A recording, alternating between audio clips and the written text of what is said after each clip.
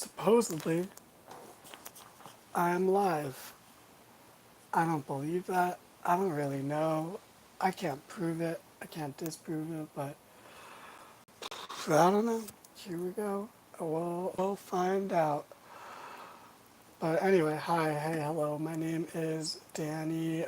This is Danny's Raw Fast Forward. I'm live. I am truly live. But we're gonna talk about Raw from 8/8/22, which is like a magical date, and you can manifest all your dreams, and they will come true. Supposedly, more or less. I don't know.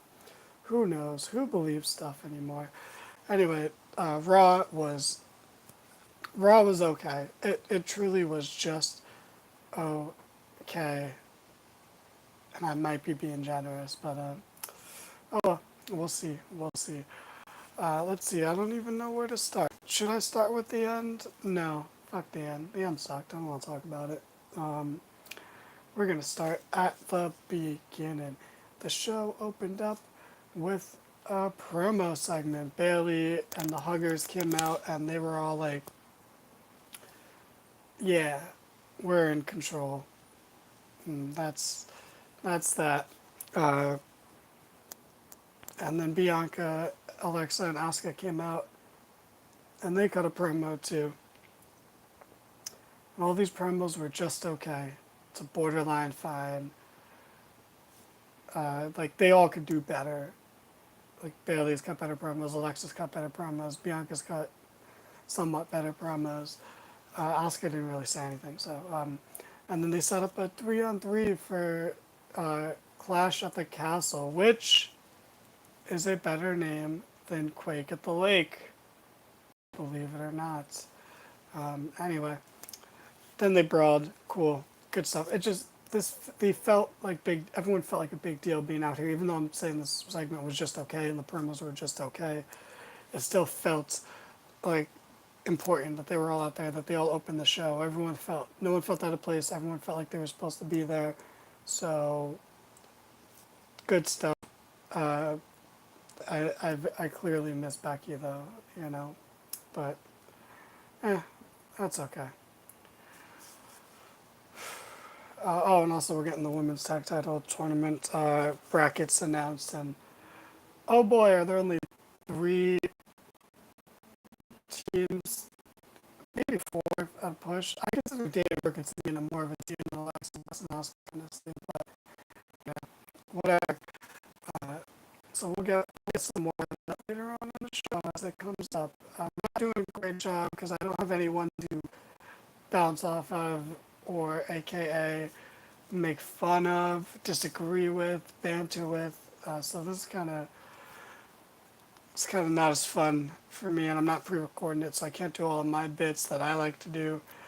But that's okay. We will power on. Let me just put a link out there so maybe some assholes will join us. And by assholes, I mean you lovely people that aren't watching yet, but will be one day. I don't know. Um, this is great live. This is why we need like a team, but we're not a team. We're a bunch of individuals, which normally is a good thing, but not in this case where you need a team. It takes a village, as they say about creating podcasts and about no other thing in life. But anyway, after this was Seth Rollins versus Angelo Dawkins.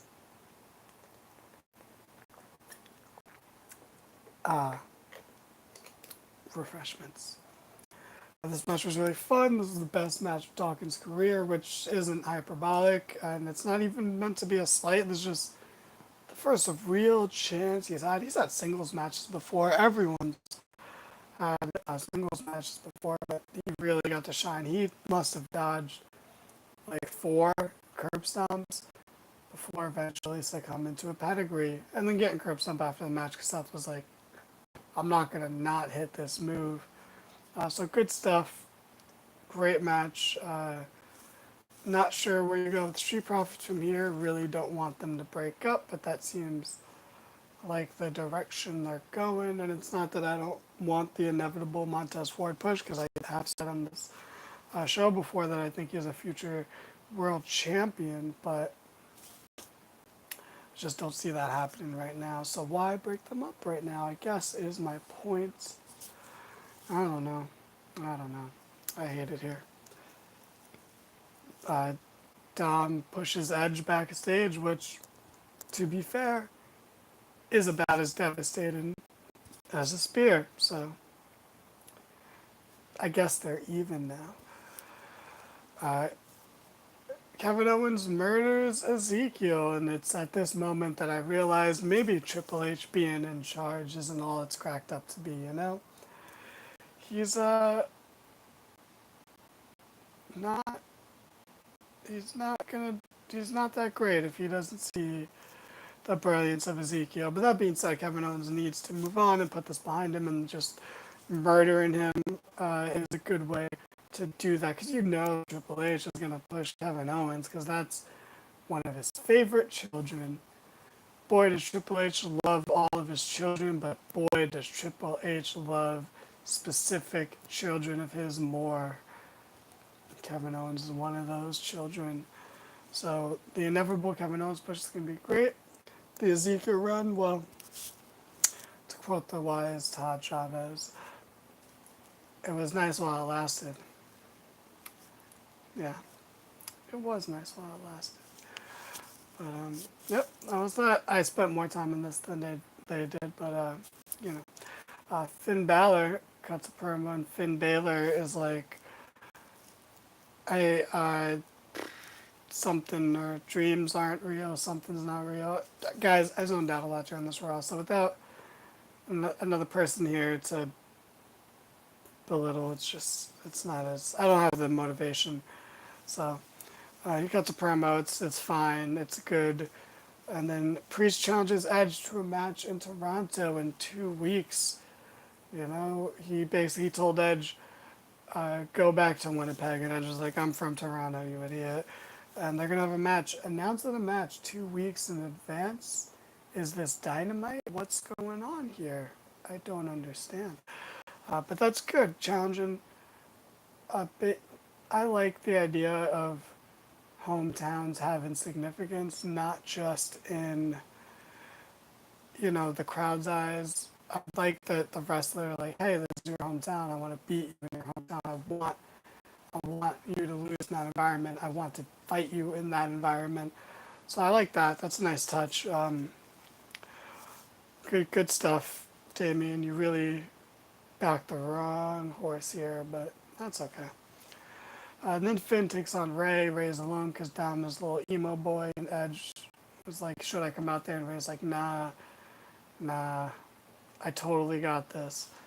And totally got this, he did not, because Rhea Ripley came out towards the end of the match carrying an unconscious Dom, and even unconscious Dom is so bad at this job. Oh my god. But once again, the most believable thing in all of wrestling is that Rhea Ripley can beat the shit out of Dominic Mysterio. And if the payoff to this is actually an intergender match, Rhea has to win. Like, clean as hell, because I could not believe that Rhea can beat, or no, that Dom can beat Rhea in a wrestling match or a fight or anything. Maybe in a race. Even then, Dom doesn't look that fast. He's just got long legs, but he looks a little slow. But, yeah, even then. He could beat Rhea. I think he'd be better at customer service than Rhea, so he's got that going. Yeah, that's about it. I think Rhea wins in every other feasible scenario, so, you know, whatever. Next we have the Huggers versus the nope, not gonna say that. That sounds weird. But versus Dana and Tamina. And who do you think wins this match?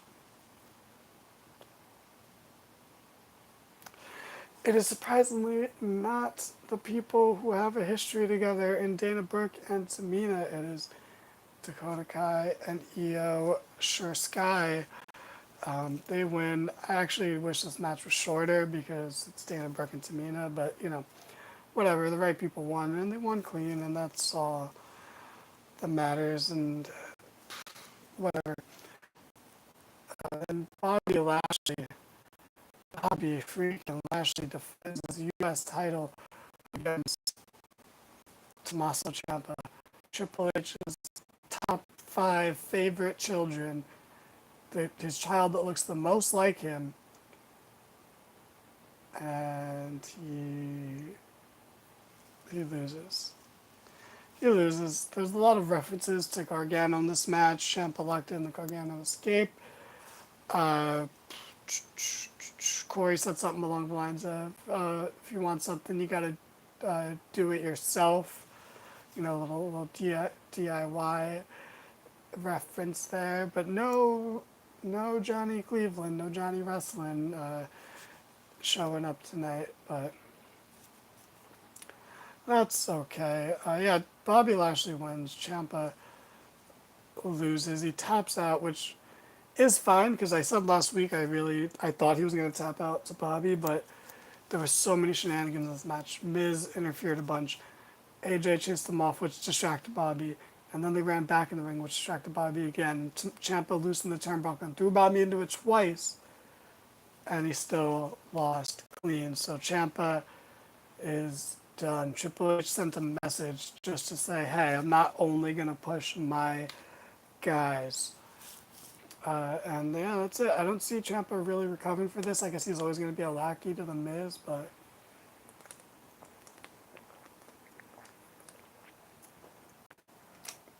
sorry guys, I need to hydrate, and I don't care if that interrupts the natural flow of the video. There is no natural flow because I didn't plan it.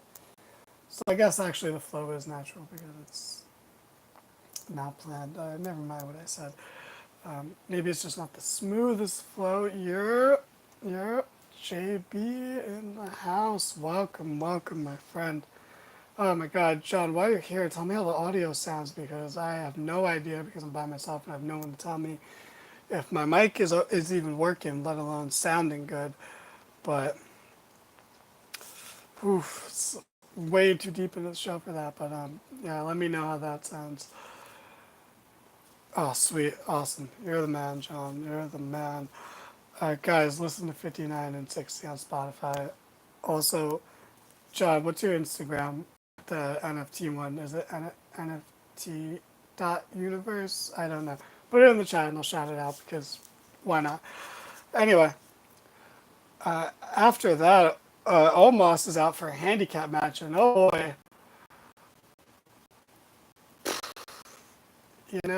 Triple H can only keep him off TV for so long. That Instagram is Nifty Universe. And yes, NFTs are a scam, but you know what? Scams make money. Not all scams are bad for the environment, but hey, make money while you can, right? But yeah, Omos wins a handicap match because you can't just abruptly fire him and put him off TV completely. But Omos is being faded out for sure. I don't see him. He's not long for this universe, as it were. He's a goner. But in the meantime, put him on TV, I guess. After that, Seth has a really long promo where he talks about Riddle, but he's like, I don't want to talk about Riddle. And then he says he does an impersonation of Riddle, and it's good. And he has a line that I did like where he says, he's the gatekeeper of this industry, and anyone that's good or anything that's good runs through him.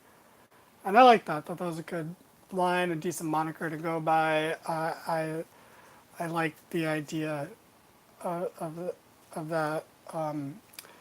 That I don't want to say gimmick per se, but there are definitely people who are gatekeepers. Like Dolph Ziggler used to be the gatekeeper for NXT call-ups, and then Baron Corbin became that, and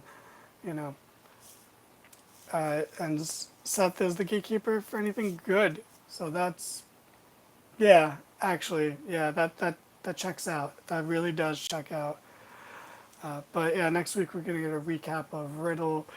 He's gonna, or an update from Riddle about his injury status, where I'm sure he's just gonna set up a match with Rollins for Clash at the Lake or Quake at the Lake or Clash at the Castle. It should have been called Hassle at the Castle, but you know, that's okay.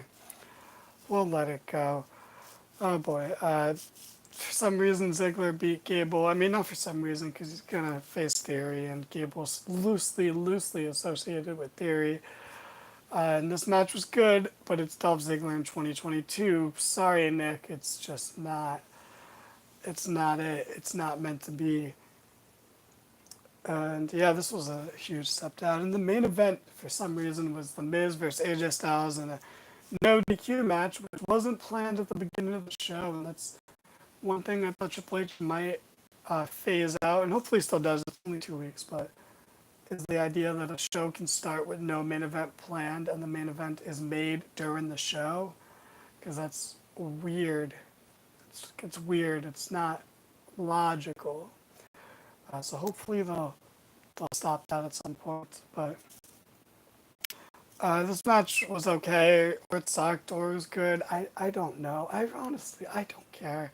It's The Miz. He shouldn't be main event in Raw. He shouldn't even be main event in main event. He should be hosting Miz TV at 9:30 and helping other people's feuds along, not feuding with AJ Styles or through proxy Logan Paul, who's not even here. So who's he really feuding with? AJ wins because Miz is a loser.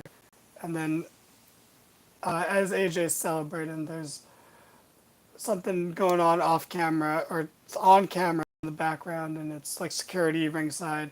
They're like picking a guy up off the floor and like dragging him out, and it's Dexter Lumis. And you know, maybe I should have opened with this because this is like a debut kind of, but they did it in a Easter egg sort of way where it's just happening in the background. It's Chekhov's wrestler, you know, and the commentary never said his name. They just kind of were confused and like, what is that? Who? What? Hi, my name is, my name is, you know, kind of thing. So they never said it was Slim Shady, or in this case, Dexter Lumis. So I don't care. I haven't watched this version of NXT where I would care or know about Dexter Lumis. And I think Triple H needs to realize that not all of his babies in NXT are big deals. And maybe this guy shouldn't be debuting in the main events of Raw. I don't know. I miss Becky Lynch. Why does she have to be injured? This show was rough. Last week's show was a 4 out of 5. This week's show is a 2.5 maybe. It was not as good as last week's. It was a filler week for sure. The U.S. title match was good, but oh god, that's about it. I'm more excited for next week. I don't know. Between this and Karrion Kross coming back, you know, Triple H needs to just chill, save some of the shit. But I did like the way going about it, where it's, you know, there's confusion to it. It's a little chaotic. It's not supposed to be happening, and they're not sure. The announcers aren't trying to address it because they're like, oh, this isn't part of the show, you know. So that part of it was cool, but other than that, this was a lame duck of a main event and episode overall. I don't know. What do you guys think? You got any questions, JB? Because I don't know how long this has been going on, but it's definitely not that long. So, yeah, that's pretty much it. Karrion Kross is back on SmackDown. We don't really cover SmackDown on this channel because it's on a Friday, and it's whack normally because like Roman Reigns pollutes the whole show, and Roman Reigns stopped being good the second the Drunk Uso returned. So yeah, I don't know. Do you guys have any questions in the chat? And by you guys, I mean John Blattner. Not even my fellow market downers. Like, where are you guys? You guys bum me out sometimes, you know? No, I didn't. I didn't. I think I have them on my DVR though, so I will check out the A&E WWE docs. I'm sure they're I'm sure they're good. I've heard good things. Then I'll definitely check them out. Oh my god, I'm sweating. It's hot as hell, guys. There's a lot. Yeah, that's good. So Dark Side of the Ring did a lot, but now after the Plane Ride from Hell one, I think a lot of people in the industry want to distance themselves from them, so they were always going to struggle to make anything to the level of the Plane Ride from Hell episode. So yeah, it's good that they're taking off where they left off. I don't know. JB, look up control your narrative people like Carrie and Cross and stuff. Dude's borderline. I joked that he looks like a neo-Nazi, and then it turns out he might actually be one. But he's back. He's back. He's not enough for one to be canceled about it. He just dabbles, you know. But yeah, there's nothing too exciting this week, honestly, which I guess is why none of my fellow podcasters wanted to join me, and I'm here all alone. But hopefully next week we'll get some good stuff. We got another women's tag in the tag tournament. We got that's it. I don't know what else is going to be on next week. I don't know, but we'll get some good stuff. Hopefully, this was a week episode, but we're only a couple weeks into the Triple H reign, and the start was so strong that I'll cut some slack here, and we'll see. But on Wednesday, we'll be right back reviewing AEW Dynamite Quake at the Lake, which is a terrible, terrible name. That's a good name for a Yu-Gi-Oh card, but not a wrestling show. Also, stop having special episodes of Dynamite. We're at just call it Dynamite. It doesn't have to be a special. But that'll be fun. Even though AEW is a sinking ship, because WWE is king again, and all hail Triple H and all that stuff. But that's about it. I'm gonna hop off because this was a fast forward after all, and I still intend for these to be fast. Without these other people talking all the time, get through it a lot quicker. So, thanks for hanging out, JB. Thank you for being here, James, Nick, Chad, Eric. I'll let it slide. But yeah, great stuff. Don't forget to mark it down. We're 10 subscribers away from the greatest rap you'll ever see. Peace out. How do I end the live? Oh my God. They did not explain this to me. Goodbye.